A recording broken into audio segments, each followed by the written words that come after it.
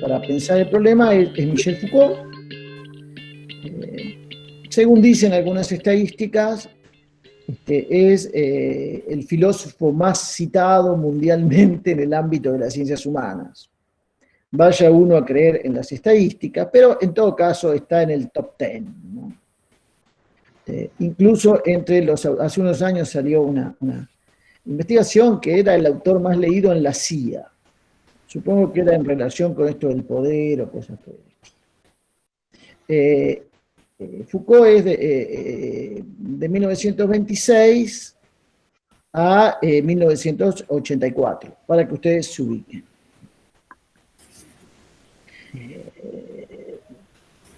Acá me recuerda Javier, o conversábamos antes de comenzar específicamente propiamente esta charla, que ustedes están en una maestría que de algún modo tiene como eje la cuestión de la técnica, en relación con la política, en relación con el poder, en relación con el conocimiento, pero en todo caso uno de los temas que más les interesan o en torno a los cuales trabajan es la cuestión de la técnica.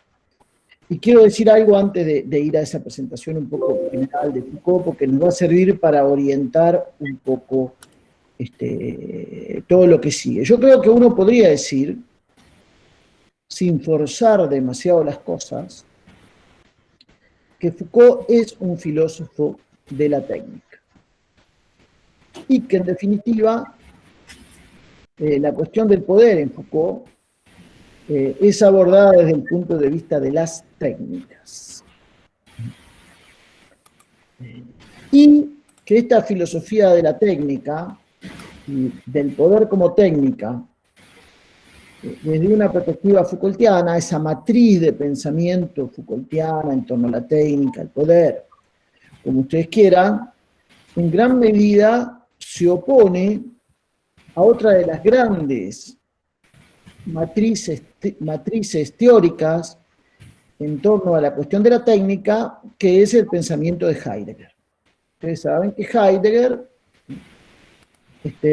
filósofo alemán bastante controvertido en esta época por sus compromisos con el nazismo, que Heidegger desarrolló explícitamente una filosofía de la técnica.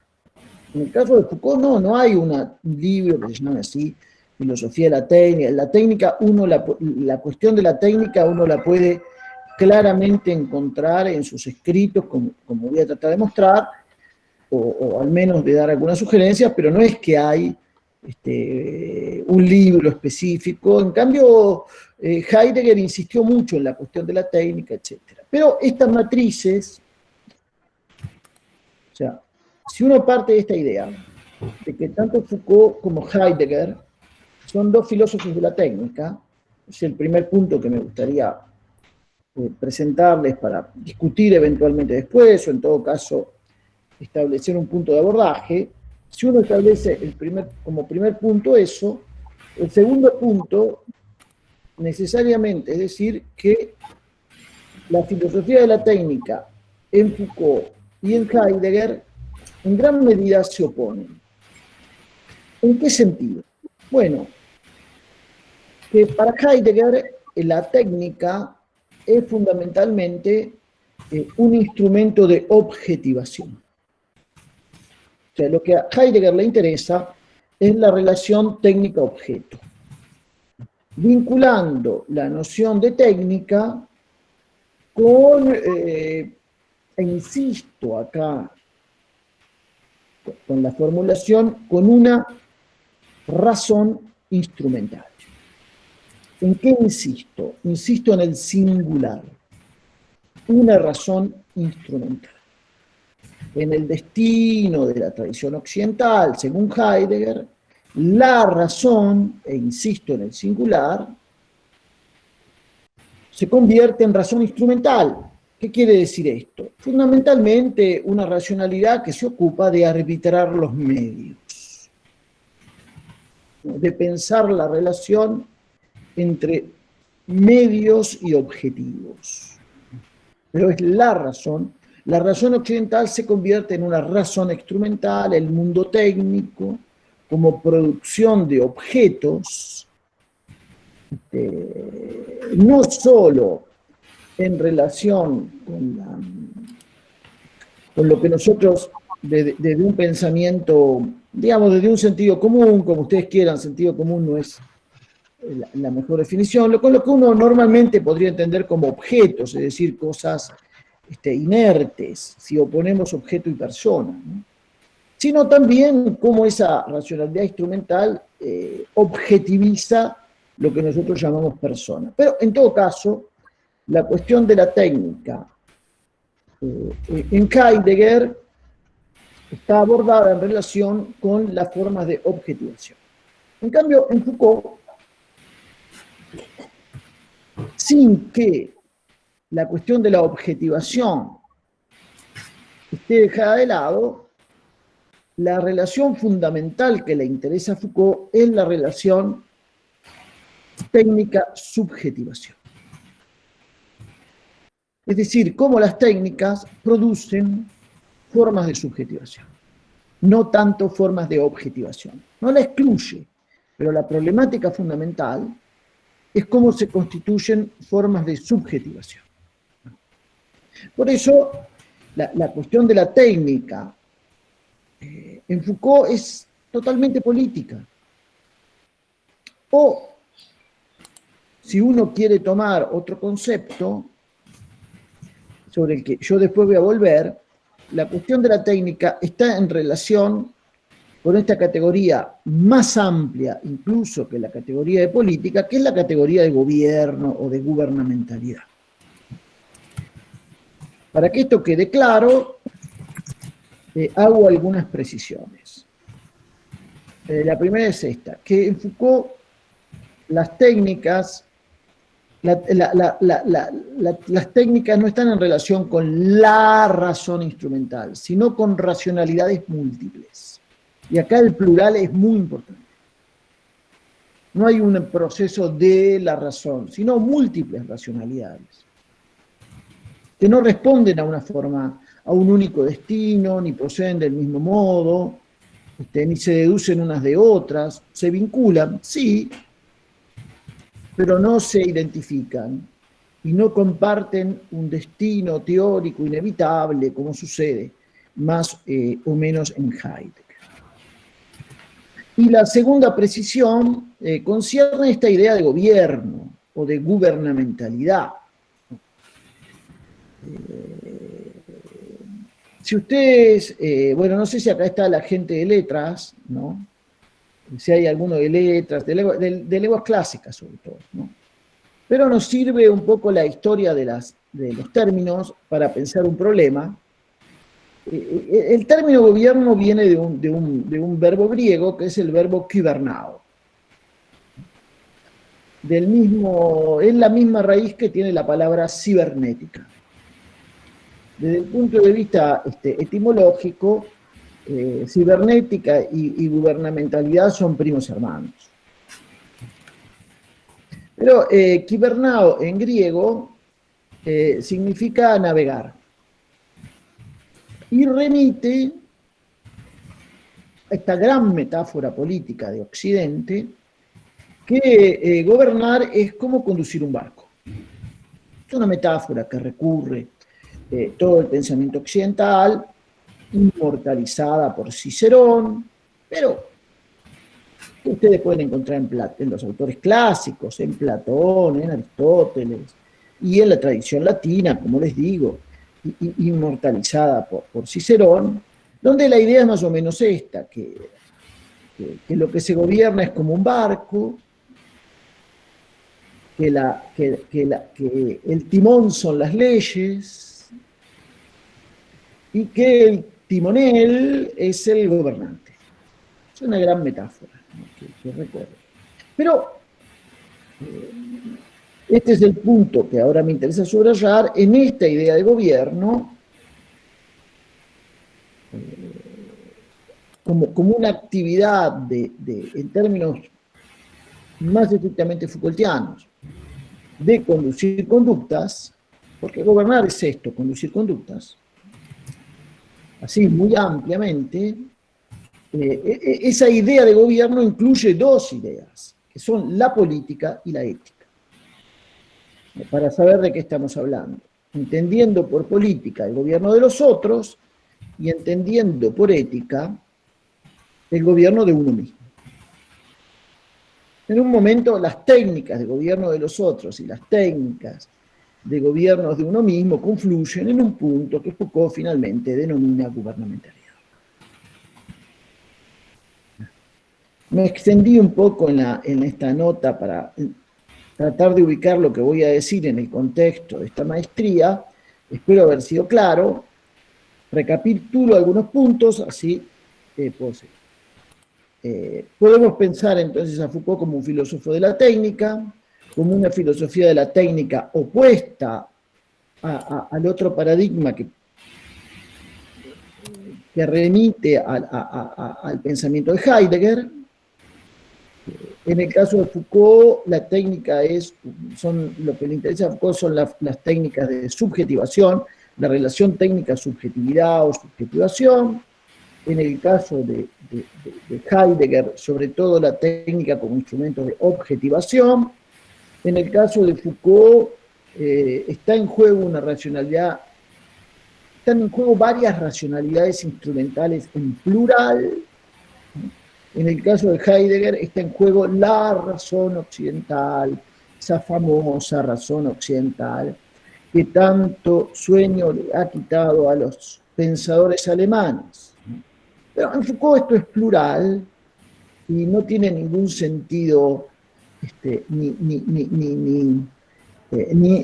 originario ni escatológico, ¿no? Hay ningún destino, es un tema diferente, ¿no? Y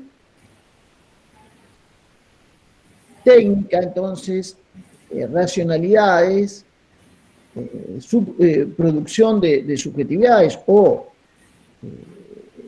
modo de subjetivación como una actividad de gobierno de los otros, gobierno de uno mismo, según la idea de conducir o dirigir conductas en un problema en esta idea de conducción que merecería un análisis semántico bastante detallado, pero bueno, no es quizá este el lugar. Basta que me hagan algún gesto con la cara, esto queda claro. O sea, yo tengo a veces tendencia a meter demasiadas cosas y por ahí la gente no me sigue. Es mi defecto, no el de la gente. Porque lo bueno de un filósofo es que sea claro, que diga, sin que yo quiera decir que lo sea, ¿no? Que diga de qué está hablando, qué dice cuando dice algo, sino para qué dice, ¿no? Punto. Y esto me lleva al primer punto, que en realidad ahora se termina de convertir en segundo de esta charla o conferencia, como ustedes quieran. Miren, el problema más serio que tenemos con Foucault es que tenemos que saber de qué hablamos cuando hablamos de Foucault. Esto no es tan simple. Ni todo el mundo está pensando en lo mismo. Y este es un problema muy serio. Y es el problema que es necesario aclarar, sobre todo cuando uno tiene un auditorio que viene de disciplinas diferentes, de intereses diferentes, de lecturas diferentes y de formaciones diferentes. Pero yo voy a tratar, sin entrar en demasiados detalles, pero después puedo responder las preguntas que ustedes quieran, voy a tratar de responder a esta cuestión. ¿De qué hablamos cuando hablamos de Foucault? Cada uno de ustedes puede hablar de lo que quiera, yo le voy a decir de qué hablo cuando hablo de Foucault yo. Yo hablo de algo que denomino el archivo Foucault. Entendiendo por archivo un conjunto de textos que están definidos de la siguiente manera. Y este es el punto que a mí me interesa. Miren, por cuestiones didácticas, o como ustedes quieran, no tenemos pizarrón, no estamos presencialmente, no nos vemos, no nos conocemos, qué sé yo. Para resolver este problema, pensemos que el archivo Foucault es una biblioteca. Imaginémonos esto. Y como toda biblioteca, está compuesta o dividida en estantes. Y este es el punto. ¿Qué hay en esos estantes? Bueno, yo creo que hay 4 o 5 estantes de distinta naturaleza. Y que depende en qué o en cuáles estantes uno se ubica, habla de un Foucault o de otro Foucault. Que no, a veces no estamos hablando necesariamente de lo mismo. Entonces esto hay que aclarar.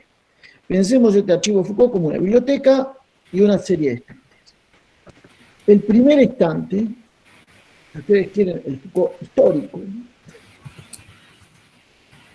es el que contiene los libros que Foucault publicó en vida.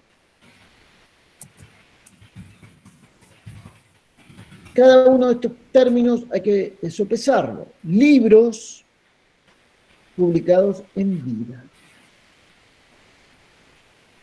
Algunos de ustedes, algunos de estos libros ustedes los conocen. La historia de la locura, las palabras y las cosas, vigilar y castigar.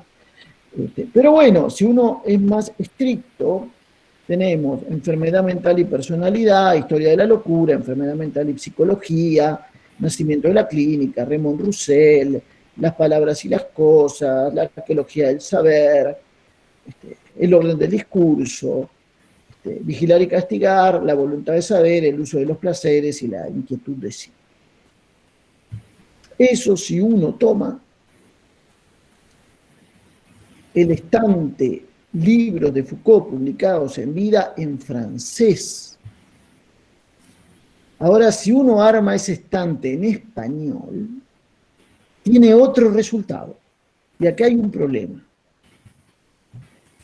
En esa lista de libros que yo les di, faltan algunos libros. ¿Cuáles?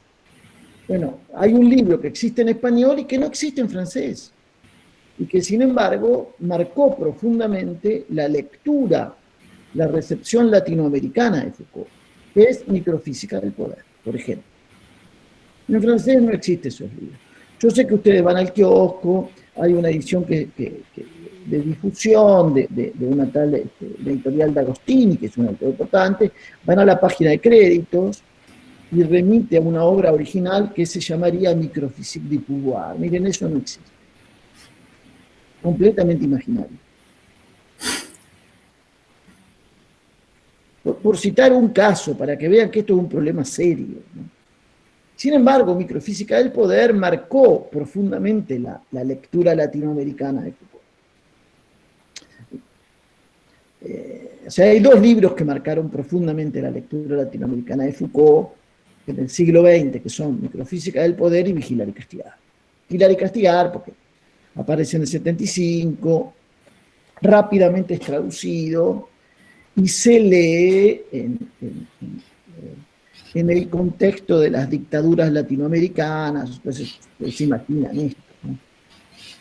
Con todas las curiosidades que tienen las cosas en Latinoamérica y particularmente en Argentina, como por ejemplo que uno de los puntos de difusión de los escritos Foucaultianos en la época de la dictadura era el Banco Central, porque los libros no circulaban en las librerías, con ciertas curiosidades, por supuesto, pero había un abogado de la época del Banco Central, que también era filósofo y también era Foucaultiano, Enrique Marí, y distribuía los textos de Foucault en el Banco Central.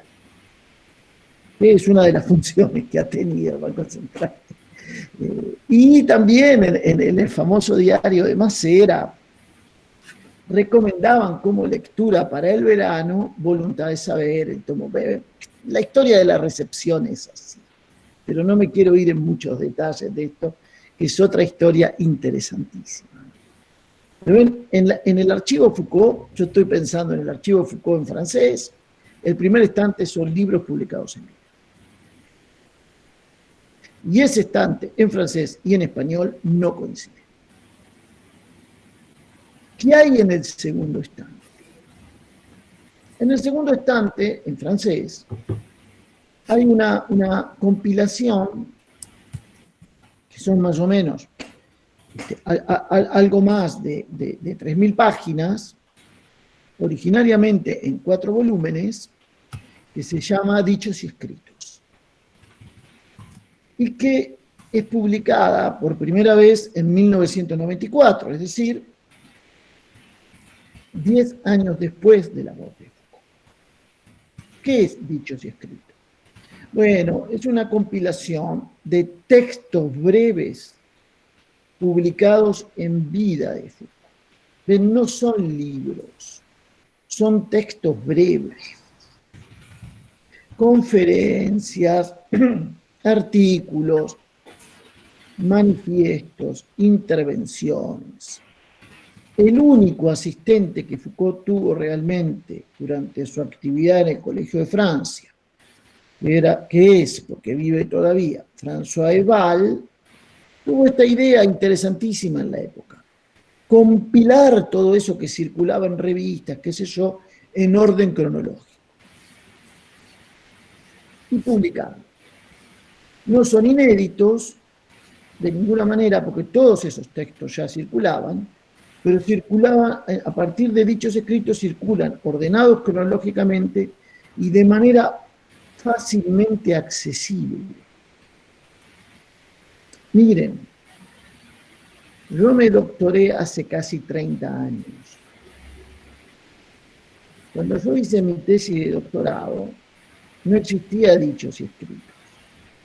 Existían las computadoras, pero no, las bibliotecas no estaban computarizadas. Entonces, ninguno de nosotros tenía un panorama tan amplio de los textos de Foucault diseminados en las más diversas publicaciones. Y no era fácil acceder a ello. Por eso, Dichos y Escritos constituyó o provocó un efecto de lectura importantísimo. Les digo un detalle. Miren, entre arqueología de saber y vigilar y castigar, hay 6 años sin que aparezca ningún libro. Bueno, ustedes me van a decir el orden del discurso, pero el orden del discurso no es un libro, es una conferencia en formato de libro. Y después, entre voluntad de saber y el uso de los placeres, pasaron 8 años en los que no hay ningún libro. Ven, ustedes tienen 6 años por un lado y 8 años por el otro, en los que en el primer estante no hay ningún texto. Este efecto, por ejemplo, no se replica en el estante 2. Todos estos años están llenos de artículos, qué sé yo. Con lo cual, la tesis interpretativa del silencio Foucaultiano de tantos años hay que simplemente tirarla a la basura. ¿Qué pasa si yo paso el estante 2 al español? Bueno, acá hay un gran desastre. Se van a encontrar con una edición en 3 volúmenes que se llaman Escritos Esenciales, editada por Paidós. Miren, que los otros no son esenciales, los libros, por ejemplo. Es ridículo ese título. Produce un efecto de lectura erróneo. ¿Qué son escritos esenciales? Obras esenciales, perdón. Y lo que hay adentro no son ni obras ni menos ni esenciales respecto a algo que no sea esencial. Son textos tomados de dichos escritos, pero ordenados, no cronológicamente, sino temáticamente. Con lo cual es un desastre. Porque si vos mezclás cronología con tema, podés producir un Foucault que de hecho no existió. Y además, ¿por qué determinado texto sería solo de tal tema y no de tal otro? ¿Se dan cuenta? Es la historia de la recepción, de la edición, etc. No los quiero entretener mucho más con esto. ¿Qué hay en el tercer estante? En el tercer estante están los cursos que Foucault dictó en el Colegio de Francia, 13 cursos. y que en español fueron editados por Fondo de Cultura. Algunos de ustedes conocen esos cursos. El poder psiquiátrico, seguridad, territorio y población, nacimiento de la biopolítica, etcétera, etcétera, etcétera. No me voy a entretener mucho en esto, pero digo esto. Miren, el primer curso de Foucault que se publica es Defender la sociedad. En realidad debería haberse titulado, entre comillas, Hay que defender la sociedad. Porque no es que Foucault diga que hay que defender la sociedad, sino que hace la historia de los que dijeron que hay que defender la sociedad.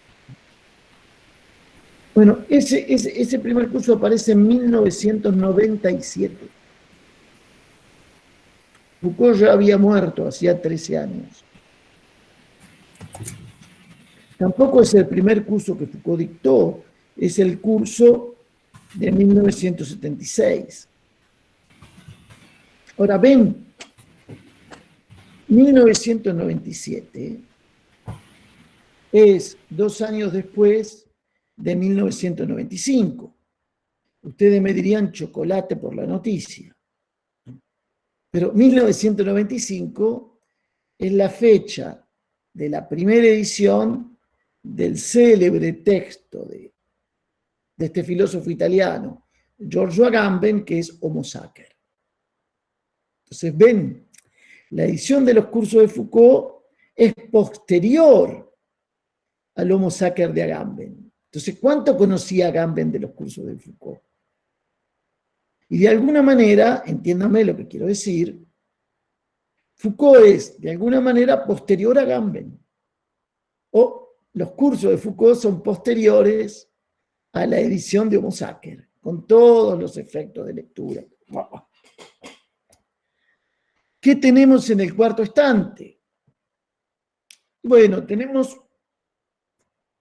los textos breves que no estuvieron reunidos en dichos escritos, porque no los encontraron, porque no sabían, qué sé yo qué.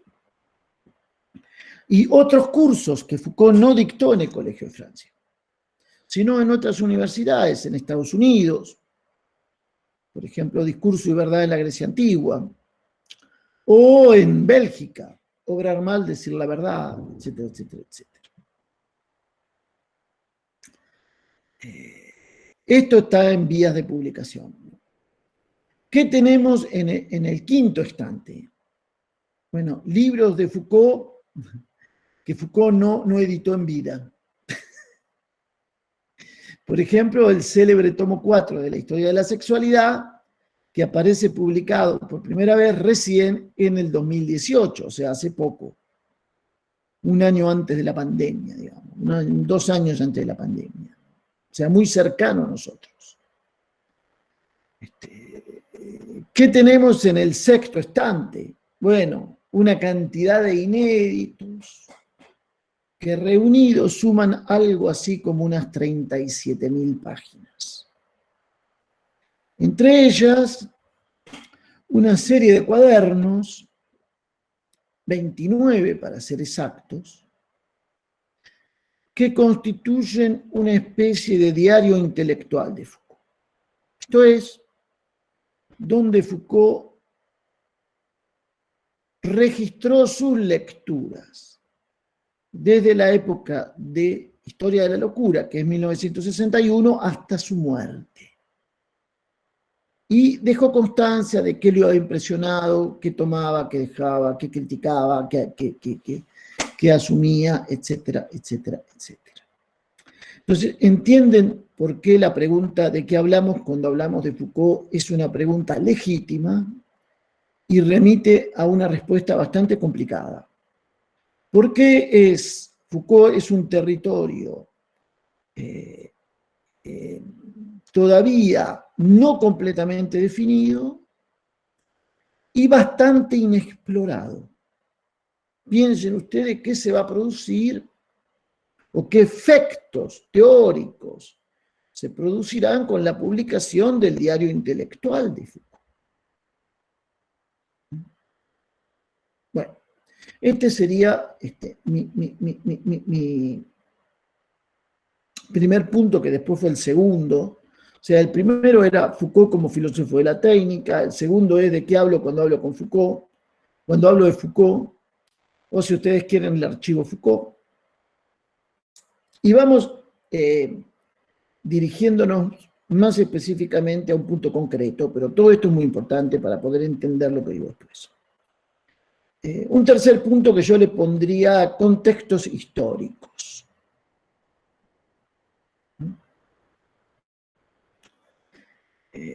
Ustedes saben que Foucault comienza a ocuparse específicamente del tema del poder, o de todos modos como objeto específico de estudio, desde comienzos de la década de 1970.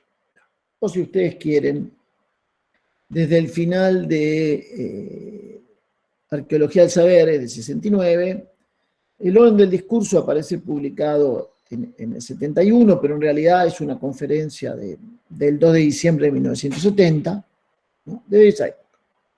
Y que hasta esa época, por decirlo de una manera esquemática,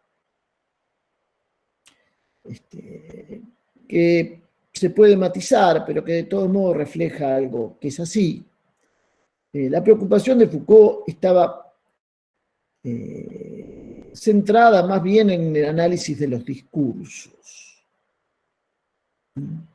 Y el análisis de los discursos, en gran medida,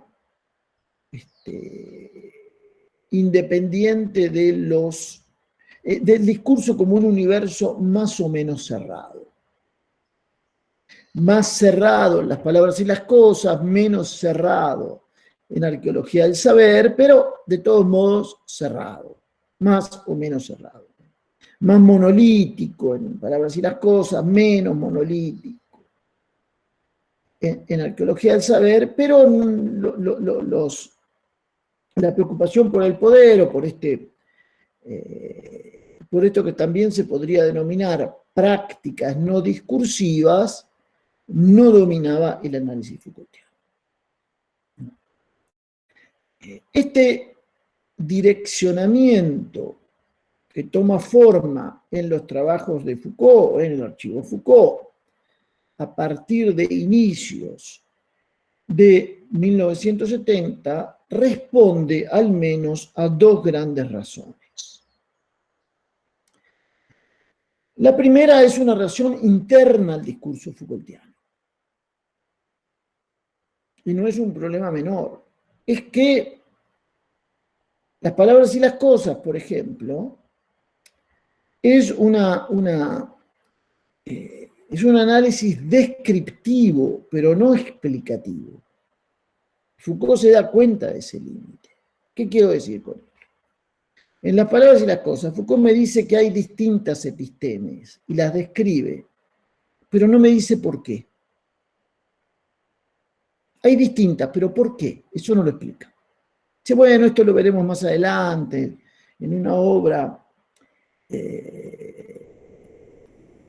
pero, ven, describe, pero no explica. Entonces hay un déficit explicativo al interno del propio trabajo Foucaultiano que lo lleva a asumir la necesidad de analizar la relación entre lo discursivo y lo no discursivo, incluso en una de las grandes tesis de las palabras y las cosas, que es el surgimiento del hombre o el nacimiento de las ciencias humanas o cosas por el estilo, ¿no? Pero hay otra razón que no es ahora interna al discurso Foucaultiano, sino externa, que son una serie de acontecimientos políticos. No me puedo detener mucho en esto. Algunos de ustedes obviamente lo conocerán, e incluso mucho mejor que yo, pero dos tienen que ser mencionados para entender por dónde va Foucault. Uno es obviamente mayo del 68. Los cordobeses tienen esto más presente quizá que yo. Es decir, esta serie de acontecimientos entre el 3 y el 30 de mayo de 1968, que terminarán o que conducirán en todo caso el año siguiente a la renuncia de Gaulle. Foucault no estaba en Francia en mayo del 68, estaba en Túnez, o sea que algunos relatos que lo ubicaban ahí tirando piedras en el Quartier Latin son absolutamente fantasiosos. Pero siempre hay gente que ve cosas, hay gente que escucha cosas, hay gente que ve cosas, ¿no? En fin, ¿no? Alguno hasta narró que tiraba con él, en fin, ese tipo de cosas. Pero no. Ahora, en las consideraciones que Foucault hace sobre mayo del 68, Foucault dice, ¿qué es lo que estaba? Y esto me interesa mucho. ¿Qué es lo que estaba en juego en mayo del 68? Bueno, estaba en juego la dimensión vertical, la verticalidad, que, dice Foucault, más que una dimensión espacial, es una dimensión política. Es la dimensión de las prisiones, es la dimensión de las cárceles, ¿no? Parate, sentate, no sé. ¿Ven? O sea, es esa dimensión en la que el poder, según otra fórmula Foucaultiana, toca los cuerpos. Pero mayo del 68 fue en gran medida esto para Foucault. El cuestionamiento de esa dimensión casi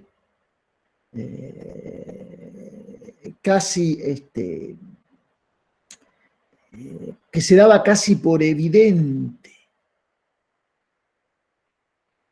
en la que poder y cuerpo se entrelazan, ¿no? Eso es la dimensión vertical del poder. Obviamente hay otros matices, pero ahí está Javier remitía hace un rato a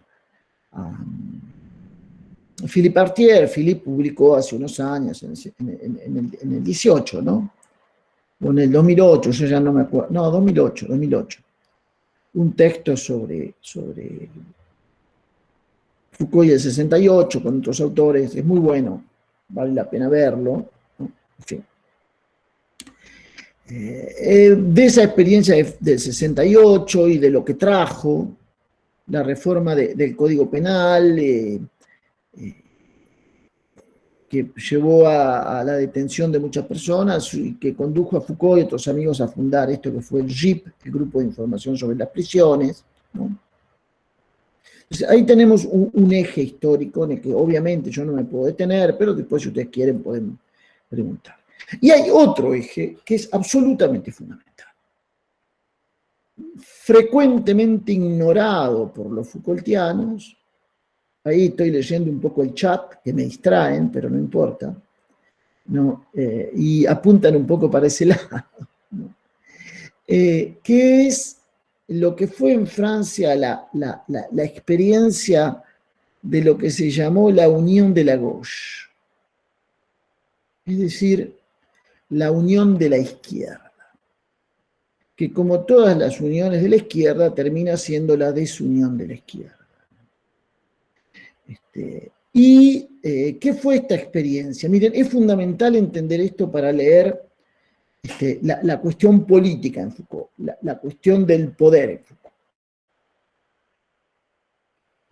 No es un invento mío, hay una gran monografía sobre esto, que es la de Christofferson, de un americano que es el director del departamento, o fue en todo caso el director del Departamento de Historia Europea de Columbia, que se llama Los intelectuales franceses contra la izquierda. Si no, uno no entiende los textos Foucaultianos de esta época. A ver, uno podría retitular el libro Los intelectuales franceses de izquierda contra la izquierda. Podría titularse mejor. ¿De qué se trató esto? Bueno, Se trató de esta idea que en esa época François Mitterrand dice, bueno, si queremos ganar las elecciones, François Mitterrand, que era el secretario del Partido Socialista, tenemos que aliarnos con los comunistas, con el Partido Comunista. Si no, nunca vamos a ganar. Y para eso comenzaron a elaborar un programa de gobierno de la izquierda. Ese frente de la izquierda se llamó la Unión de la Gauche. Foucault participó de ese programa, en la elaboración de ese programa, específicamente en los comités dedicados a la cuestión de la salud. Y eso terminó generando en la izquierda, y sobre todo en los intelectuales de la izquierda, como diríamos nosotros hoy, una grieta. ¿Por qué? Porque muchos intelectuales de la izquierda, entre ellos Foucault, comenzaron a tener una actitud, o retomaron una actitud muy crítica respecto del Partido Comunista. Y a manifestarse públicamente contra los comunistas de manera muy fuerte, porque temían que se produjese en Francia lo que acababa de suceder en Portugal, donde también había habido una experiencia similar entre el Partido Comunista Portugués y el socialista, y una vez que ganaron las elecciones, los comunistas echaron a los socialistas y se quedaron con el poder, intervinieron las universidades, cerraron diarios, etc. O sea, ¿cuál era el temor?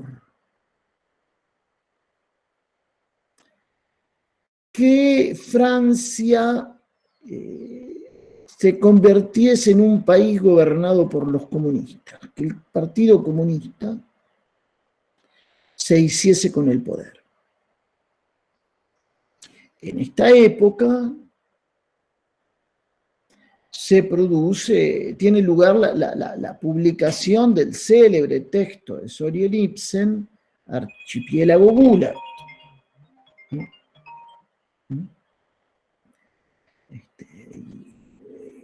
Si ustedes son lectores minuciosos de Foucault, en Vigilar y Castigar van a encontrar que Foucault habla del archipiélago carceral. Foucault dice que después cambió eso, pero nunca sucedió eso, no es verdad. Y además está la llegada de los disidentes. En fin. Miren, no me puedo detener mucho en esto, porque bueno, el tiempo... Luz me va a echar de acá, porque dice, no va nunca al tema, esto es larguero.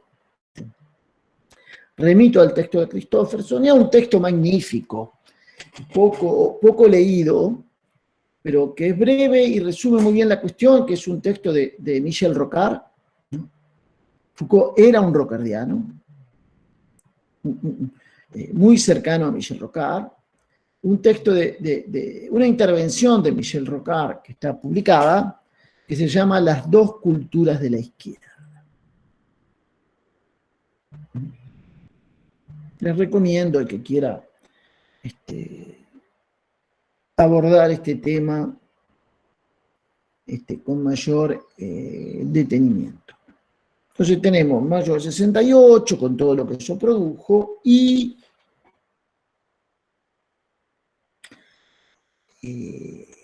la experiencia traumática, profunda, de la unión de la izquierda.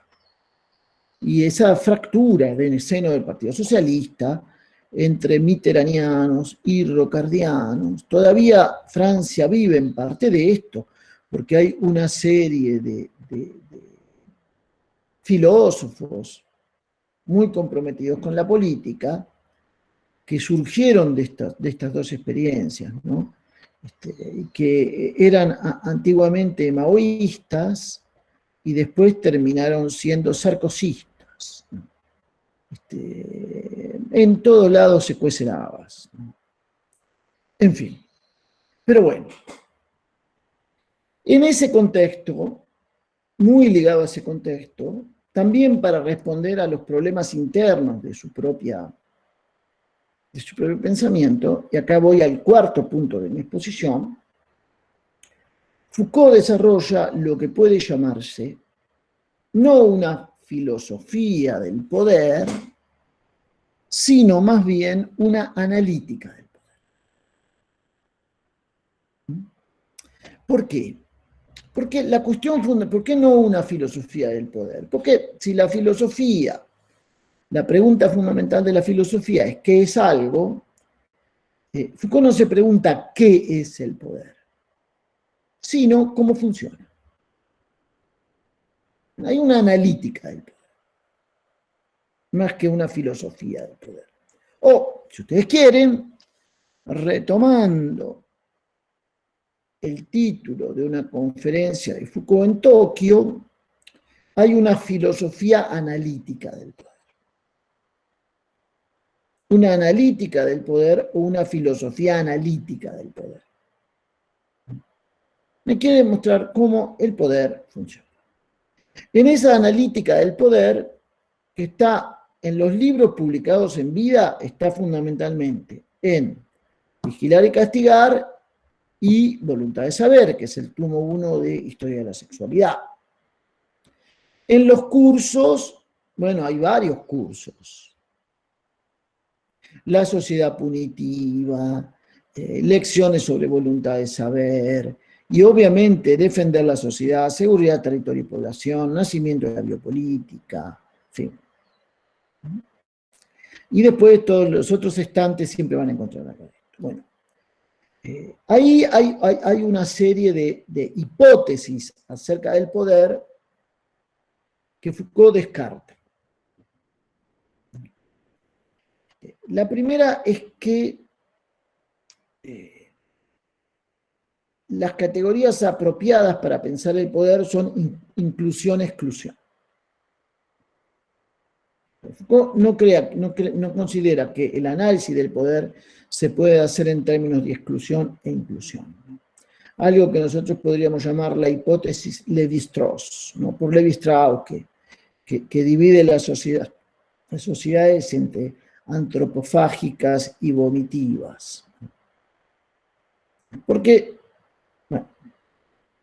esta división es bastante artificial y da lugar a una serie de juegos, qué sé yo. O sea, no es el problema ni de la inclusión ni de la exclusión el problema fundamental del poder.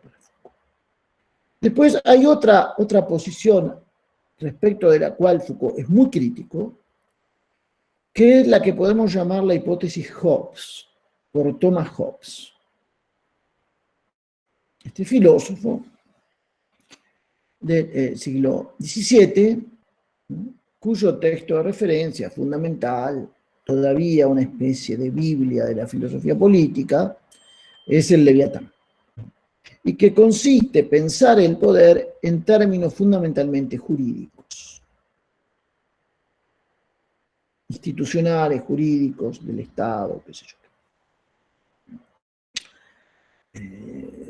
Para Foucault, las formas de ejercicio del poder ni se expresan necesariamente en las leyes, ni se deducen necesariamente de las leyes. Pero, deshaciéndose de la hipótesis Hobbes, o en todo caso, esto merecería todo un curso, relativizando la concepción jurídica del poder, Foucault también está poniendo entre paréntesis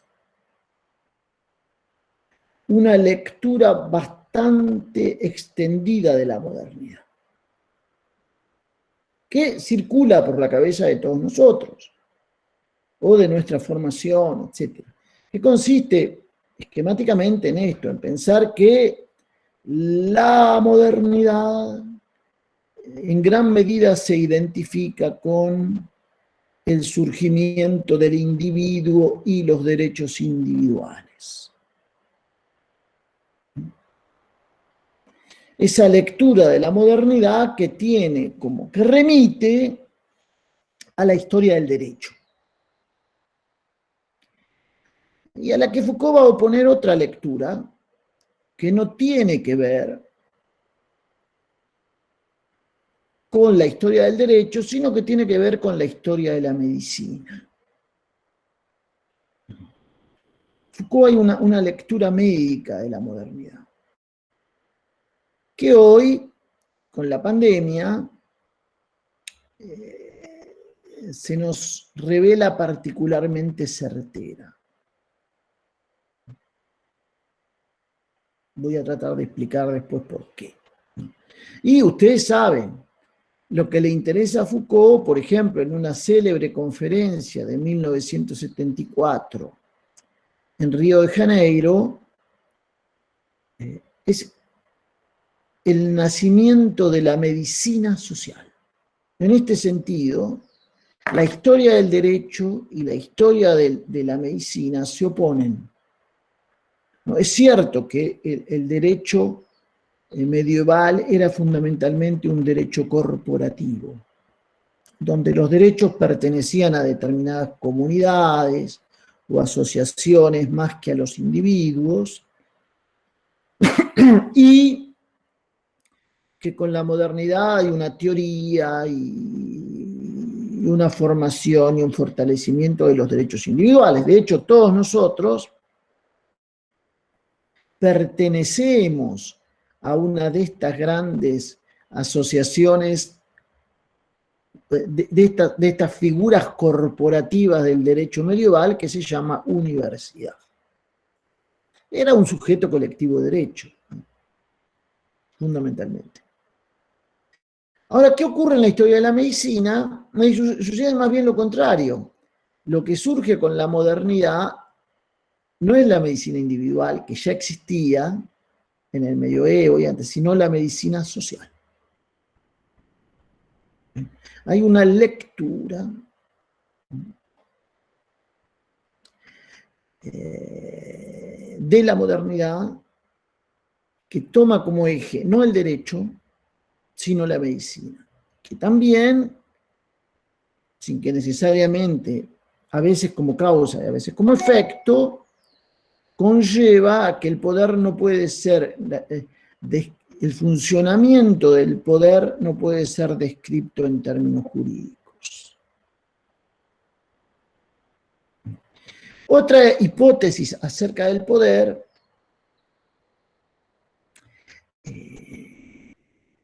es lo que Foucault llama la hipótesis Reich, R-E-I-C-H, por Wilhelm Reich, y es la que concibe el poder en términos de represión. Entonces, ven, Foucault va dejando, él dice, para Foucault el poder no funciona fundamentalmente en términos represivos. ¿No? Hay una gran crítica a la represión, obviamente, en voluntad de saber, pero también en el poder psiquiátrico, en los anormales, refiriéndome a los cursos en el Colegio Francia, ¿no? Se ven, hay una serie de categorías que Foucault deja de lado. Inclusión, exclusión, derecho y soberanía, represión. Bueno, después de haber dejado de lado todo esto, ¿qué nos queda? ¿O con qué se queda Foucault? Acá hay que hacer matices. Yo le doy el esquema general y después lo voy complicando. Miren, la problemática del funcionamiento del poder en la modernidad para Foucault, el problema que Foucault quiere pensar es este. ¿Cómo se generaron técnicas acá vuelvo a mi punto de partida, para gobernar este proceso en el que se da al mismo tiempo la acumulación de cuerpos y la acumulación de capital.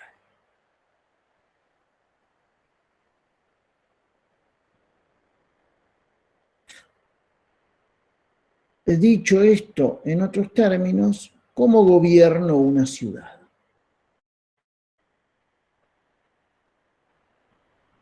Si entendemos por ciudad, este espacio, pero no solo espacio, en el que se producen estos dos procesos, de acumulación de los cuerpos y de acumulación del capital. Son dos procesos que van de la mano.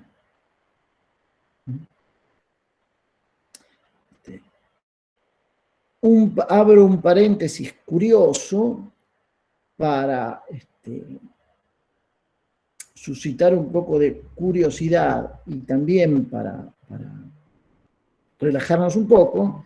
Bueno, quizá nosotros estemos asistiendo ahora a la reformulación de este proceso. Porque la pandemia, digamos, no ha para nada detenido la acumulación de capital. Pero esa acumulación de la capital no ha ido de la mano de la acumulación de los cuerpos, sino de la separación de los cuerpos, etc. Y quizá por acá haya que pensar nuevas configuraciones del poder, ¿no? Por ejemplo, capital y distanciamiento social, no sé. Estaría bueno, ¿no? Algunos de ustedes que se dediquen a estos temas, qué sé yo. Después, si quieren, volvemos sobre el punto, ¿no? Ahora bien,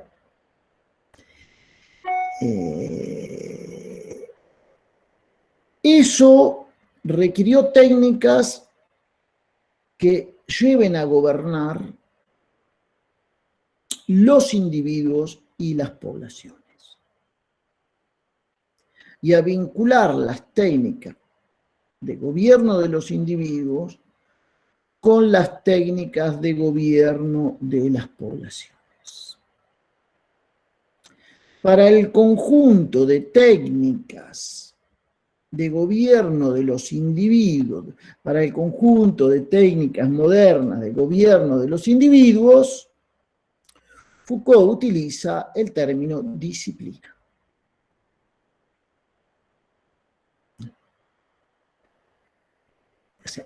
¿Qué es una disciplina? Bueno, es esto: el gobierno del cuerpo de los individuos o de los individuos. Otra de las grandes tesis de Foucault es que el poder concierne los cuerpos, no la ideología. No voy a entrar ahora, fundamentalmente concierne a los cuerpos, no a la ideología. No voy a entrar ahora en mucho detalle, porque ustedes se den cuenta, las cárceles en Estados Unidos y en Rusia son iguales, no se deducen de la ideología, incluso antes de la caída del muro. Son las mismas técnicas que funcionan con ideologías distintas. A Foucault le interesa cómo funcionan esas técnicas. La disciplina es esto: el gobierno de los cuerpos individuales, o también la producción de individualidades que sean económicamente rentables y políticamente dóciles. Es una idea muy precisa de disciplina. Porque la noción de disciplina, como ustedes suponen, seguramente saben, no la inventó Foucault, ni el término, ni el concepto. Esto existe desde hace mucho tiempo. El término disciplina en la cultura occidental, en latín, es utilizado como traducción del griego paideia. Paideia en griego es educación. Cuando se da esa gran traducción de la cultura griega a la lengua latina, disciplina se usa para traducir educación. Y si ustedes piensan un poco, disciplina tiene la misma raíz que discípulo. ¿Se dan cuenta? Es seguir un determinado modelo de vida. el discípulo. Después generó, obviamente los conceptos van mutando, pero Foucault no es esa la idea de disciplina en Foucault, sino la que decía antes, ¿no? El concepto de disciplina comienza a cambiar en la dirección que nosotros conocemos actualmente a partir de la época de San Agustín, el siglo IV después de Cristo, y en gran medida por obra de San Agustín, en algo que los historiadores acá de la teoría política conocen como agustinismo político. Pero acá no nos vamos a ir. Pero entonces, ¿qué es esto? Bueno, ¿en qué consisten estas técnicas que Foucault describe en relación con la cárcel? Bueno, hay una serie de técnicas básicas que tienen su origen o que de algún modo remiten a determinadas, al manejo de las pestes. De nuevo acá hay como una nota interesante de actualidad, ¿no? Entonces, cuando había una peste en una ciudad, ¿qué se hacía? ¿No? Bueno, lo primero se reticulaba el espacio.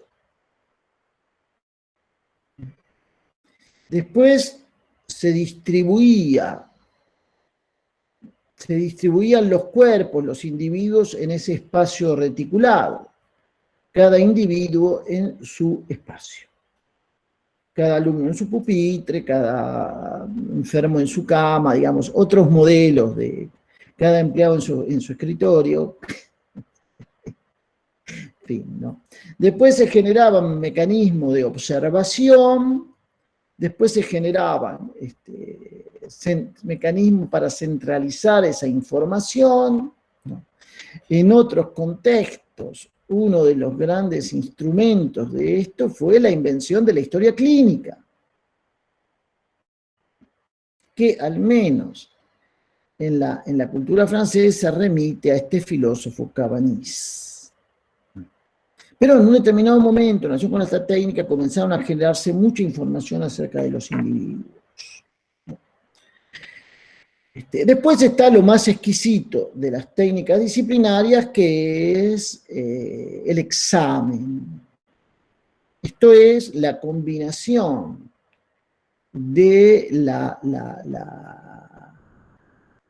de información y rectificación. Foucault retoma una invención de comienzos del siglo XIX, a la que le dedica mucha atención Bentham, compañero de estudios de nuestro queridísimo Bernardino Rivadavia, fundador de la Policía Federal, ¿no?, que es el panóptico. Como técnica, ¿qué es el panóptico? Una técnica para ejercer el poder individualizante en términos económicos y efectivos, a tal punto que vos ni siquiera sabés si te están controlando, y terminás controlándote a vos mismo. No me detengo mucho más en esto, porque todos ustedes conocen, al menos, de vigilar y castigar, cosas así. Uno de los brazos, de los modos de funcionamiento del poder moderno es el poder disciplinario, el poder que produce individuos. Por estas técnicas y otras más, el modelo de esas técnicas es el panóptico. La cárcel es un caso, la escuela es un caso, pero estamos hablando de instituciones tal como existían en el siglo XIX, y es obvio que muchas de las políticas del siglo XIX fueron políticas disciplinarias, y en gran medida ahora se reedita en parte ese ideal disciplinario. No exactamente, tiene que ver mucho con esto que llamamos distanciamiento social, pero no importa. Ahora bien, otra forma de ejercicio del poder es lo que Foucault llama biopolítica. Una categoría que ha tenido mucha fortuna en los últimos años y que una fortuna que la ha conducido a ciertos problemas. ¿De qué habla Foucault cuando habla de la biopolítica? Bueno, habla, y acá de nuevo me vuelvo estricto con las palabras, del gobierno de la vida biológica de la población.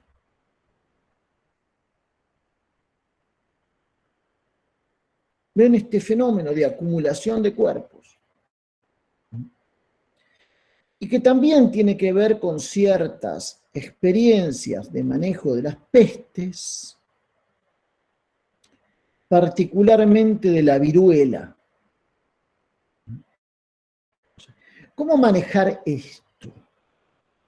Los efectos a nivel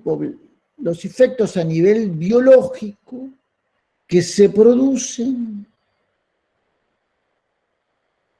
en relación con la población. ¿Y cómo se constituye este personaje población?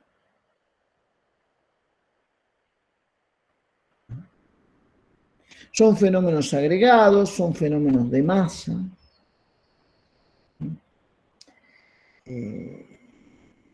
que han requerido instrumentos conceptuales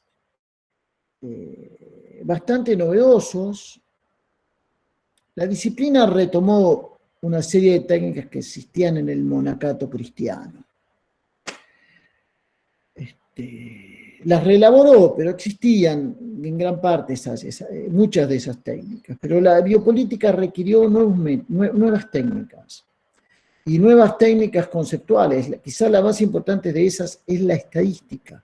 La biopolítica es la época de la estadística. En términos Foucaultianos. Que en su origen, este instrumento conceptual, desarrollado originariamente en Alemania, se llamaba ciencia de la policía, la estadística, la Polizeiwissenschaft.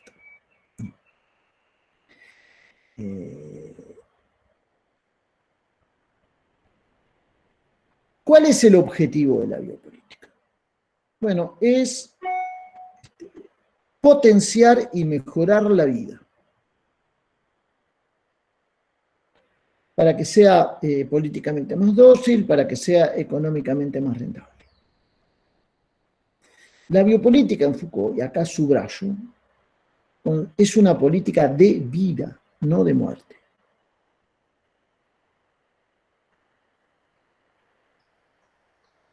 Es una serie de técnicas que en esa conferencia de Río del 74 que yo cité antes, Foucault describe en relación con la historia de la medicina social y específicamente de la medicina del trabajo.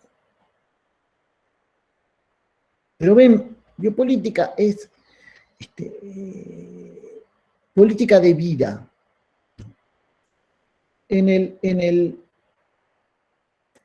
Si las disciplinas Foucault las piensa a partir del caso, ejemplo, como ustedes prefieran, de la cárcel, la biopolítica Foucault la piensa en relación con otro paradigma, con otro ejemplo, que es el de la sexualidad. En la voluntad de saber, de hecho, aspecto que hoy ha sido, que hoy es bastante descuidado, la analítica del poder está construida en relación con una analítica de la sexualidad. El paradigma político de la biopolítica es la sexualidad para Foucault. Podemos volver después sobre esto si ustedes quieren. Como una política afirmativa de la vida.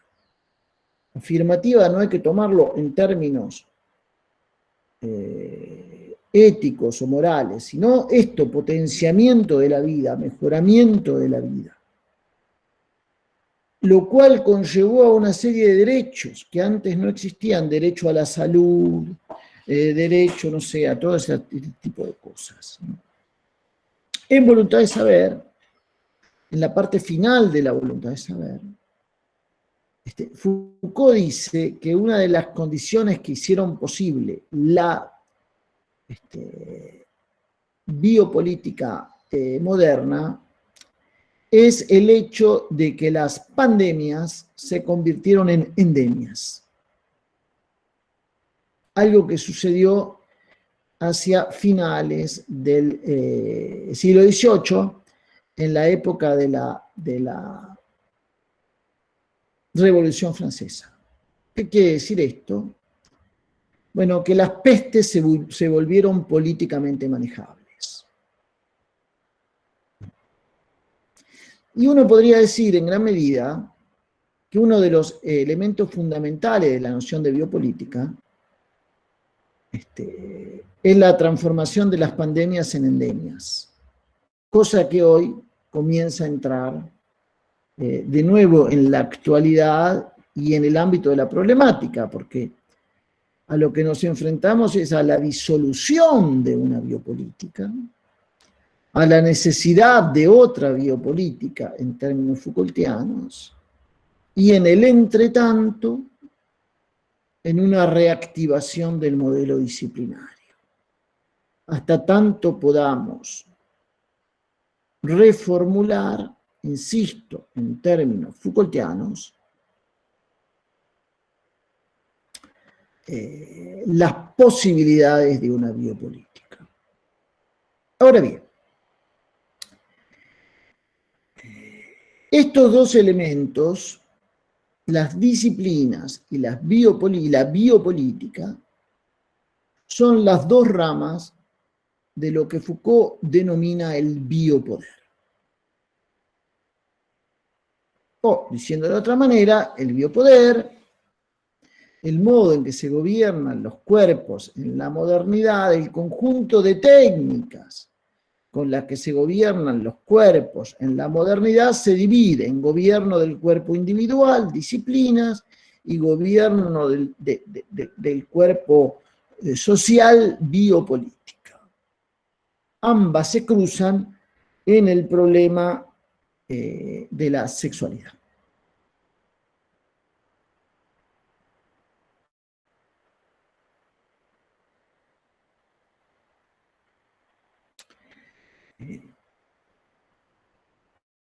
Entonces voy a un punto ahora, esto supongo que quedó relativamente claro, después vamos a las preguntas y voy a tratar de cortar en unos 10 minutos como para que ustedes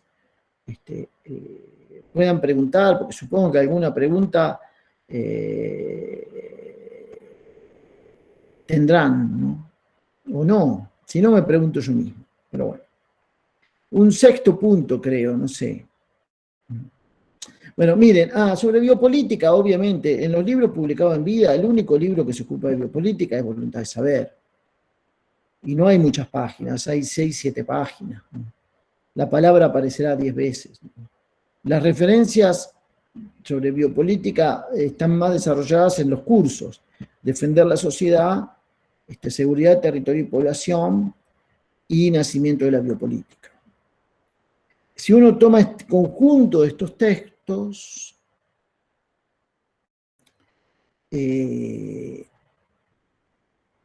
no hay matices, no hay una única, no hay un único abordaje a la cuestión de la biopolítica. Hay un núcleo conceptual que siempre permanece el mismo. Biopolítica, la biopolítica es el gobierno de la vida biológica de la población. Ese núcleo conceptual es siempre el mismo. Pero hay abordajes distintos. En algunos textos se aborda esta cuestión desde la problemática de la economía. Por ejemplo, en el nacimiento de la biopolítica. Si ustedes quieren estudiar la relación biopolítica, liberalismo, neoliberalismo. En otros textos se privilegia la cuestión de la guerra y de la lucha, por ejemplo, en defender la sociedad. Si ustedes quieren estudiar la relación biopolítica, guerra de razas, racismo, en fin, todo este tipo de cuestiones. En otros textos se privilegia las diferencias y relaciones con la cuestión jurídica, con la cuestión de la soberanía, como en voluntad de saber. Pero si uno recorre todo esto y le da un poco de algunas elaboraciones más, en definitiva hay como dos grandes modelos de la biopolítica, que son el relato y la estadística, que son un poco los dos polos de toda la gubernamentalidad moderna. Gobernar la población, incluso biológicamente, en relación con un relato histórico, que es defender la sociedad, y la guerra en relación, la lucha, la guerra en relación con el relato, y gobernar la vida biológica de la población con un modelo estadístico, que es seguridad, territorio y población y nacimiento de la biopolítica. Obviamente, entre estos dos polos hay interferencias, ¿no? Pero hay una biopolítica que tiende al relato y otra biopolítica que tiende a la estadística. Y obviamente uno puede decir finalmente si la estadística es un relato, no lo sé, pero no se presenta como tal, ¿no? Pero no les quiero complicar más la vida sobre este punto. Entonces, séptimo punto, creo. Miren, hay una noción de biopolítica que ya no depende de Foucault, sino de Agamben, que es un autor muy conocido, no tan conocido como Foucault, pero que de algún modo, por lo que yo decía antes, al inicio de esta exposición, que es el modo en que se constituyó el archivo Foucault, de algún modo la publicación de la obra de Agamben produjo un efecto de lectura sobre los cursos de Foucault. Porque Homo Sacer aparece publicado en 1995 y el primer curso publicado de Foucault en 1997, que es un curso donde se aborda la cuestión de la biopolítica, defender la sociedad. Y los otros dos cursos que abordan la cuestión biopolítica, que son Seguridad, Territorio y Población y Nacimiento de la Biopolítica, se publican en 2004, casi 10 años después de Homo Sacer. Entonces, hay una idea de biopolítica en Agamben que se proyecta sobre los textos y el pensamiento Foucaultiano, y que sin embargo es una idea en gran medida diametralmente opuesta a la de Foucault, a pesar de que hay mucha gente que cree que existe una especie de constructo Agamben-Foucault, pero no es así. Ningún lector atento caería en esa trampa, por varias razones.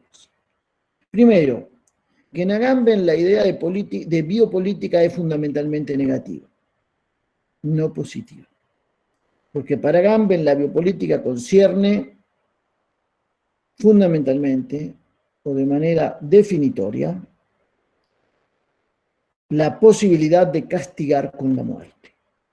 O, si ustedes quieren, retomando estrictamente los términos agambenianos, la producción de vida desnuda. Una vida que no está protegida ni por las leyes de los dioses ni de los hombres, y que por lo tanto se la puede matar sin cometer homicidio y sin necesidad de celebrar sacrificios. Después, en Agamben, la noción de biopolítica no necesariamente concierne a la población, puede ser un individuo. De hecho, el Homo Sacer, que es la figura jurídica que da título al libro y después a la serie o la saga, como ustedes prefieran, porque terminan siendo como 9 volúmenes, Homo Sacer es un individuo. Obviamente puede ser también la población, pero no necesariamente. En cambio, Foucault es necesariamente la población.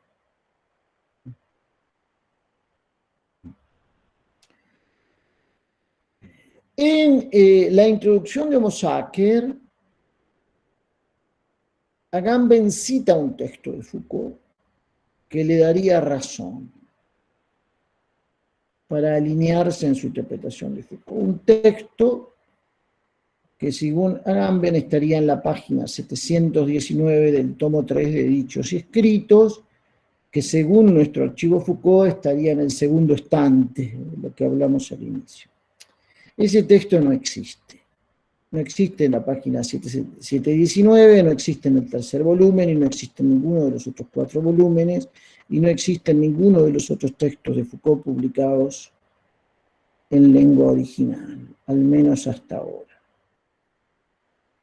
Pero en fin, no es este el momento de entrar en tantos detalles, solo para volver a enfatizar un problema que planteaba al inicio, que hay que tener muy en claro de qué hablamos cuando hablamos de Foucault. Yo podría ir dejando por acá, o puedo seguir también, o podemos tener un espacio para las preguntas, que creo que sería lo más interesante, porque yo ya hablé demasiado. Pero esto está en manos de Luz y de Javier. No sé, si querés podemos hacer un diálogo. Justo revisaba acá, desenvolver mis viejos libros, cuando todavía leí en papel. En la página 719 está Seguridad, Territorio y Población, el viejo trabajo ese tan citado también. El resumen está. Sí, el resumen de eso, claro, exactamente. No, bueno, por ahí súper interesante, me parece que es por lo menos, bueno, me entusiasmó a mí para releer Foucault, digo, me parece que supongo que a muchos y a muchas les pasa lo mismo, ¿no? El poder entrar en la relevancia enorme que tiene, me parece, estos conceptos para el presente. Y yo, digo, arranco con una pregunta mía y después dejamos para ver si hay gente que quiera dialogar sobre esto, pero yo quería con mi propia pregunta, no sé si vos, Luz, también tenías alguna cosa, pero por ahí, 2 conceptos que me parece que, digo, ¿cómo traeríamos algunos de los conceptos Foucaultianos a pensar este presente que quizá sea un presente que está en un proceso de transformación bastante acelerado, ¿no? Digo, en particular, uno cuando habla del panóptico podría imaginarse esta situación que estamos ahora, ¿no? De alguna forma. Y no esta situación exactamente, porque más allá de que uno puede ver las caras de todos y cada uno, bueno, o por lo menos lo que pone la cámara, me parece que lo digital genera una especie de nueva forma de panóptico en el cual por lo menos hay un mito quizá o una realidad, habría que verlo, de estar bajo constante observación por parte de un enorme complejo tecnológico que recoge datos continuamente de todos y cada uno, ¿no? Y como segunda pregunta al respecto es, ¿en qué sentido la forma de subjetivación hoy se han transformado también de las formas disciplinares que planteaba Foucault, o de las instituciones que planteaba Foucault, a un momento en el cual la subjetivación también está atravesada por una mediación técnica que ha cambiado también desde aquel momento, digamos?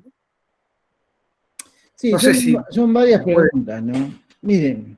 Sí, un comentario general más bien. El libro de Foucault dedicado a la disciplina es Vigilar y Castigar. Texto de 1975. ¿Qué describe Foucault ahí? Describe una sociedad disciplinante. O sea, una sociedad que se propone como proyecto disciplinar. No describe, y esto es lo primero que uno tiene que tener en claro, una sociedad disciplinada, que son 2 cosas bastante diferentes.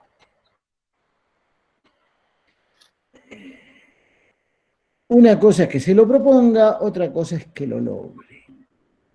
Y ese ideal o proyecto de una sociedad disciplinante tiene una contextualización histórica que es el siglo XIX, fundamentalmente. A Foucault le interesa, según el subtítulo de la obra, cómo nació la prisión. como una interrogación acerca de los ideales políticos, los ideales de la política decimonónica, con una gran pregunta: si sabemos que la prisión no cumple con el objetivo para el que decimos que la tenemos, ¿por qué las tenemos? Porque no es cierto, como uno alguna vez escuchó, que la prisión existe desde siempre. La verdad que no. Existe desde el siglo XIX. Y la respuesta de Foucault, de manera, resumo de manera muy sucinta, es esta: la prisión existe porque es la institución que corresponde a un determinado modelo de sociedad que es la sociedad panóptica. Esto es, en las que la distribución de la mirada en el espacio produzca formas de... se constituye en una técnica de gobierno de los individuos. El panóptico es esto, es un modo de distribución de la mirada en el espacio. Pero insisto en esto, un ideal político del siglo XIX. Nosotros podemos pensar en algunos temas de la historia argentina, bueno, la formulación de la educación laica, ¿sí? de nuestras escuelas normales, etcétera, que se insertan o dependen de este modelo, de este ideal disciplinante del siglo XIX. Ahora, es obvio que ese modelo está perimido en los términos que Foucault lo formula en Vigilar y Castigar. No digo que entiéndanme tal como lo formula ahí. Miren, yo qué sé, si la idea de las disciplinas, de disciplinar toda la sociedad, es producir cuerpos dóciles y rentables, el sistema productivo ya no necesita de esos cuerpos. Se lo voy a decir de manera brutal. O sea, ¿qué sucede si disciplinamos todo el conurbano bonaerense? ¿Dónde los mandamos? No, en vez de generar un sistema de seguridad, generamos un sistema de inseguridad. ¿Ven? Las variables de la disciplina han cambiado. De hecho, nosotros vivimos la disciplina de otra manera. Nosotros los que estamos acá en este MIT, ¿no? O sea, sí, nos encanta hablar contra las disciplinas, etcétera, ¿no? Nos gusta, nos resulta fácil, pero no es verdad. Todos nosotros somos orgullosamente individuos disciplinados. Tan orgullosos de eso estamos, que nosotros mismos escribimos la historia de nuestra disciplina, de nuestro disciplinamiento individual, y nos encargamos de distribuirlo lo más posible, particularmente en las redes sociales. Ese relato se llama curriculum vitae. Todos nosotros estamos orgullosos de esto. Fui a tal lugar, cumplí tales cursos, hice tal examen, alcancé tal título. Esa es la historia de nuestro disciplinamiento. ¿Qué quiero decir con eso? Que hoy las disciplinas no es una política de masa, es una política incluso de privilegios, como lo fue antes del proceso de disciplinamiento de la primera modernidad. La disciplina era una cultura de privilegio, de los mónacos, de algunos elementos, de los monjes, perdón, de algunos elementos de la sociedad alta. O sea, de alguna manera, el modelo disciplinario, de alguna manera, fue desplazado por un modelo biopolítico. o el ideal de la disciplina por los mecanismos de medicalización. Es más rentable, más económico, más fácil medicalizar que disciplinar. Ahora bien, y son proyectos que se hacen, ustedes si van a estudios bastante concretos sobre las drogas que se usan, las que se venden, piensen en todo el sistema de medicalización de nuestra propia sociedad. No sé, hay estudios sobre la Ritalina, o cosas por el estilo, una serie incluso de procedimientos psicológicos, en fin, todo ese tipo de cosas. O sea, acá hay un ejemplo. Ahora, ¿qué ocurre con las dos cosas que señalaba Javier? Bueno, hoy hay una gran posibilidad de recopilar información acerca de los individuos, mucho más que antes. Pero ya no se produce esa recopilación de información con la típica técnica disciplinaria de distribuir la mirada en el espacio, sino por otros medios. Pero además, hoy, no solamente hay una mayor cantidad de información, por primera vez en la historia, tenemos la posibilidad de utilizar toda esa información. Antes no podías técnicamente. Y esa posibilidad está vinculada a esto que se llama los Big Data. Antes no podías manejar esa cantidad de información, era humanamente imposible, técnicamente imposible, incluso en el caso que la tuvieras a disposición. No hubieses sabido qué hacer con ella. Hoy sí. Entonces se produce una posibilidad de gobernar no tanto a través de la vigilancia visual, sino a través de los algoritmos, que es el manejo de la información, de las grandes masas de información y del comportamiento de esa información. Eso es lo que a mí me parece que es nuestro escenario. Ahora, yendo un poco más al presente, más presente que el presente, que podría ser la actualidad, siempre existió el ideal político de la peste. Esto es la posibilidad de disciplinar en términos clásicos. Y de algún modo eso se reactivó en el contexto actual. Y también comienza a vincularse con lo que decía antes, con la posibilidad de recopilar y manejar grandes masas de información. Ahí hay un problemón, que concierne nuestra libertad individual, que concierne nuestra vida,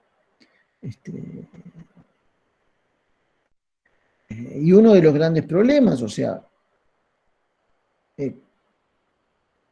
¿cuáles son las condiciones y los límites con los que los estados o las compañías económicas pueden disponer y manejar la acumulación de datos acerca de las personas?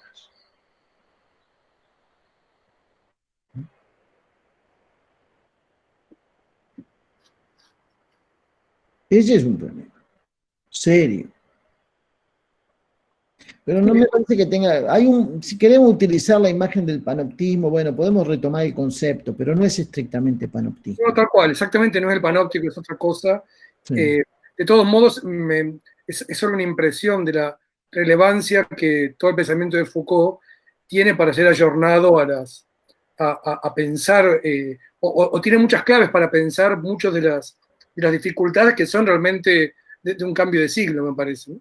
Sí, igual, te digo, hay un problema poco estudiado, obviamente, yo no podía llegar hasta ahí, pero, mira, somos gobernados porque deseamos. Se gobierna a través del deseo, ¿no? Y la gran preocupación de Foucault en los últimos años fue la genealogía del hombre de deseo y las técnicas del gobierno del deseo. Es mucho más efectivo eso que la ley, que la represión, que la inclusión, que la exclusión. La producción de deseos es el canal de la gubernamentalidad. Ahí, Leo, ¿querías alguna pregunta? Vi que... Sí, yo no estoy leyendo los chats porque es difícil hablar, mirar a ustedes, Sí, mirar hay los mucho chats, en el chat. pero no sé quién quiere retomar algo de los chats o alguien que quiera preguntar algo, porque veo que hay cosas que surgen. Dale, Leo, vos si querés, y yo miro a ver lo que dice Miguel acá, entonces trato de ¿Quién trasladar. decís vos? Yo no tengo el chat abierto, me surgen cosas y desaparecen. Leo. Dale. Bueno, ante todo, muchas gracias, Edgardo, por un interesantísimo panorama que tira algunas líneas guías para tratar de, digamos, ordenar un poco esa multiplicidad a veces un poco inabordable, ¿no? Que es el pensamiento de Foucault.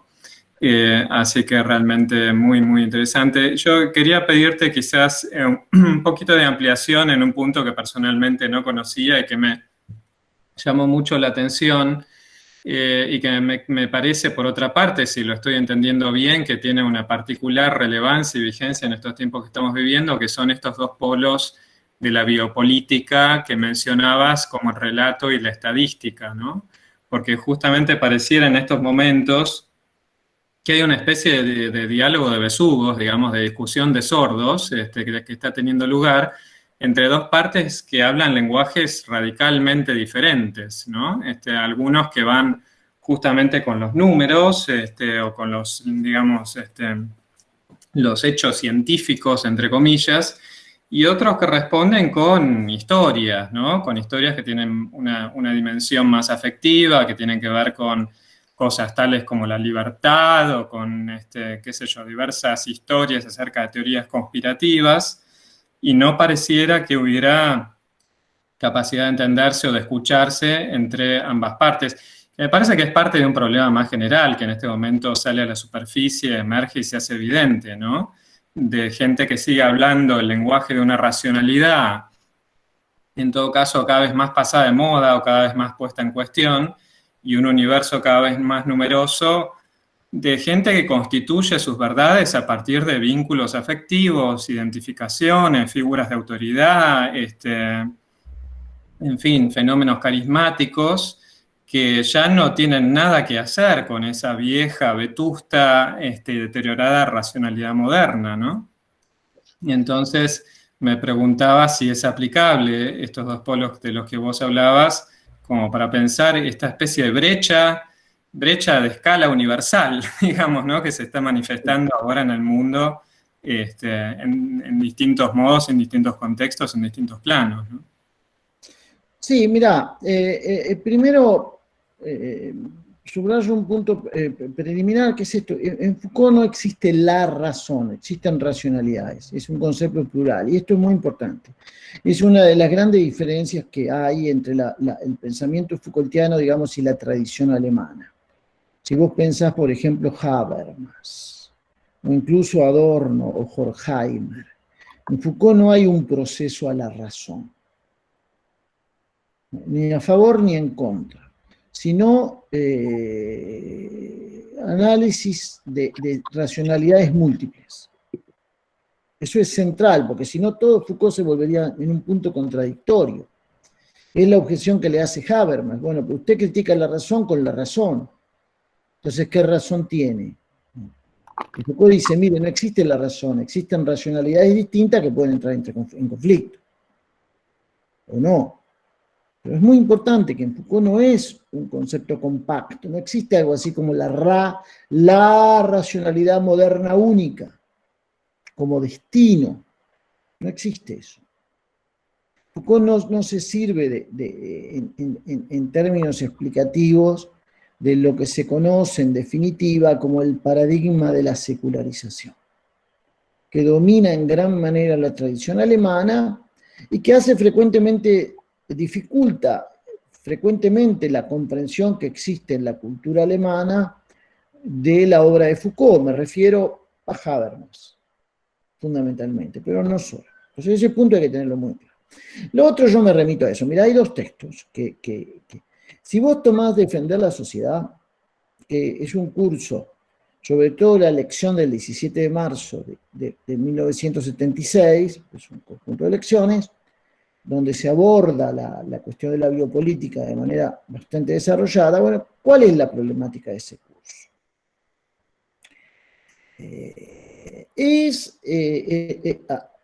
En términos de Foucault, una historia o una genealogía, si ustedes quieren, de aquellos que dijeron hay que defender la sociedad.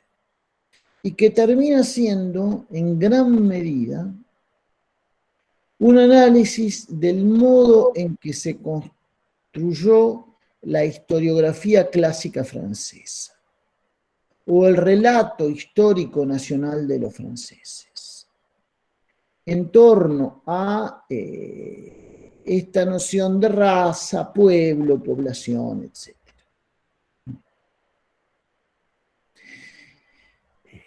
Pero es un relato histórico. En un momento el concepto de raza, si ustedes quieren, miren, permítanme una licencia, defender la sociedad es una teoría de la grieta, de una tesis que Foucault expresa en estos términos. En la historia uno siempre es enemigo de otro.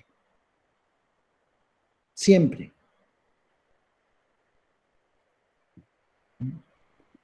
Francos y galos. Es la historia de esta grieta. Y cómo eso se convierte en política y cómo eso se puede biologizar y dar lugar al racismo. En cambio, seguridad, territorio y población y nacimiento de la biopolítica afrontan la biopolítica en relación con la constitución de la estadística, es decir, la posibilidad técnica de pensar los fenómenos colectivos. Es obvio que acá hay dos matrices del pensamiento político actual, ¿no? Uno que funciona en relación con un relato y otro que funciona en relación con unas estadísticas. Entonces, lo que hay que discutir es hasta dónde estas dos cosas son realmente tan distintas o en qué medida lo son. Después hay una serie de factores, pero me parece que hay una biopolítica del relato, que es en la que Foucault inscribe la genealogía del racismo, y que hay una biopolítica de la estadística, que es en la que Foucault inscribe la genealogía del liberalismo. Y hay intercepciones entre estos dos elementos. Igual el problema para Foucault no es digo esto porque se dicen tantas cosas, ¿no? Creo que el contrapunto con Agamben es importante. Por ejemplo, en los análisis que Foucault dedica al nazismo, o sea, miren, cuando Foucault habla el curso de Foucault es del 79, Nacimiento de la biopolítica, que es una historia del neoliberalismo. Pero 1979, Margaret Thatcher recién empezaba. Y Ronald Reagan creo que todavía no había asumido. Foucault no está hablando exactamente de lo mismo que nosotros hablamos cuando hablamos de liberalismo, de neoliberalismo. En algunas cosas sí, por ejemplo, el análisis de la Escuela de Chicago. Pero a lo que Foucault remite es al modo en que se constituyó una política en la que la legitimidad del gobierno se constituye a partir de las condiciones de prosperidad económica. O dicho de otro modo, de una política en la que la teoría constitucional remite a la economía. Y es algo que Foucault sitúa como históricamente en esto que fue el coloquio Lippmann, donde surge el término neoliberalismo y el concepto de neoliberalismo, curiosamente, como una crítica del liberalismo. Lo primero que uno tiene que hacer es un poco situarse históricamente. cómo Foucault va construyendo estos. Ese es un gran problema con los textos de Foucault. Que la gente agarra vigilar y castigar y cree que está hablando de la escuela que está a la vuelta de la esquina. Mira, no está hablando de eso. ¿Lo podés poner en relación? Sí, pero tenés que hacerlo. Lo mismo pasa con la categoría biopolítica, o sea, no es una categoría casi metafísica, como sucede con Agamben. En Foucault es una categoría histórica, crítica. Y crítica en la medida que es histórica. Y esa dimensión es la que tenemos que retomar. En esa dimensión yo creo que la oposición entre las dos formas de construcción del relato político sigue siendo vigente. Hay una biopolítica, es decir, una política de la población construida en relación con un relato y otra construida supuestamente en relación con frías estadísticas.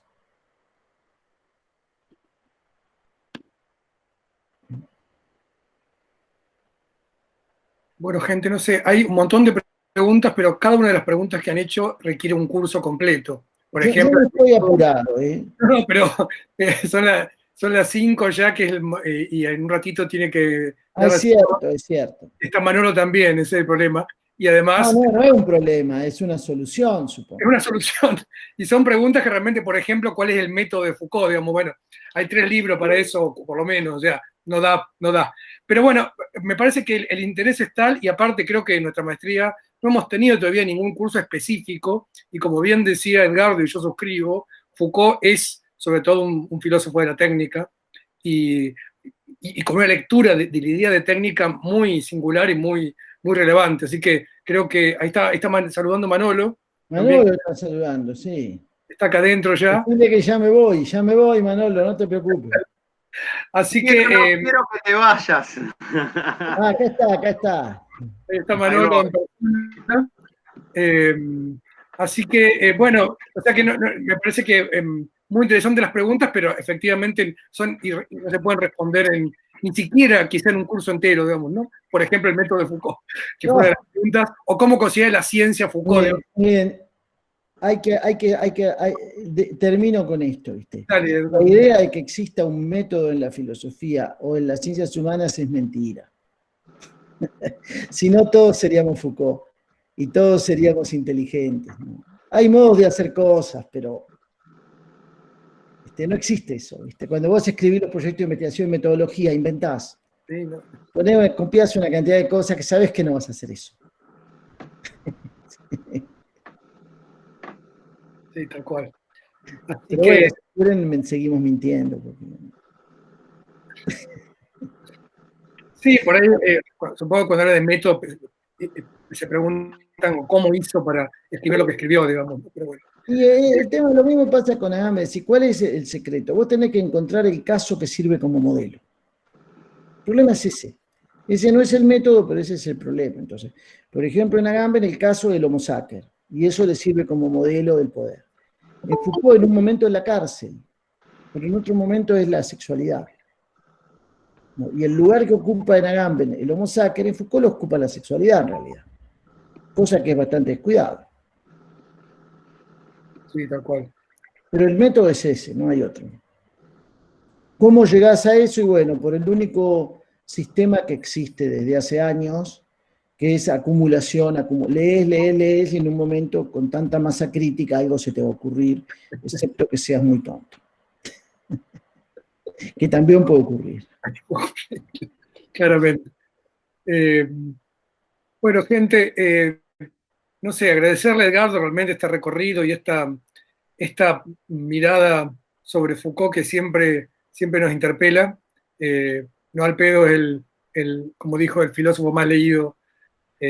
Ahí está en el top 10 al menos de los más leídos del presente y del siglo XX también. Así que, bueno, hacemos, si les parece, un breve recreo, unos 10 minutos nada más, así, digamos 15 minutos, porque creo que ha sido una jornada intensa, así que hacemos unos 15 minutos y 5:15 retoma Manolo va a continuar, supongo, con alguna otro tironeo sobre Foucault mismo y sobre la noción de biopolítica y sobre todo quizá la de gubernamentalidad también, no sé. Pero veremos qué es lo que nos dice Manolo, dejemos que él nos hable. Ahí hay muchos agradecimientos, Edgardo. Gracias a ustedes por la paciencia, ¿no? A esta hora, es un lindo día. Váyanse a tomar una cerveza. Sí, eso haremos al final, pero de todos modos, muchas gracias realmente porque lamentablemente, bueno, esto tan corto que simplemente fue vislumbrar algunas ideas, pero muchas gracias, Edgardo, realmente nos bueno, gente, saludos, coraje, suerte, Manolo, te los dejo. Chao, chao, Javier, chao, Luz. Edgardo, adiós. Bueno, gente, nos vemos entonces en 5:15, ¿sí? Yo voy a simplemente apagar mi cámara y mi micrófono.